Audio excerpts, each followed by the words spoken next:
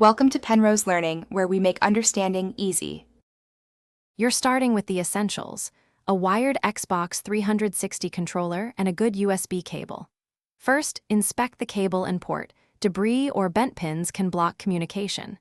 Next, plug the USB into a powered port on your PC or the Xbox 360 console. You'll feel a snug fit. Once done, watch for any lights or a connection sound on PC. If nothing happens immediately, don't panic. Move to the next step to confirm drivers and device recognition. Once the controller is physically connected, you must confirm the software side. On Windows, open Device Manager and look for Xbox 360 controller or unknown USB device. Drivers often install automatically. If not, run Windows Update or download the official Microsoft Xbox 360 driver, install and restart. After reboot, open the game controller's control panel to calibrate and test buttons and sticks. On an Xbox 360 console, check the dashboard for a connected player slot. Make sure inputs respond before launching a game.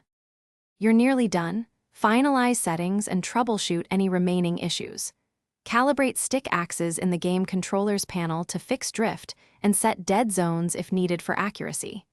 If the controller isn't recognized, try a different USB port or a powered USB hub to rule out power problems and swap cables to isolate faults.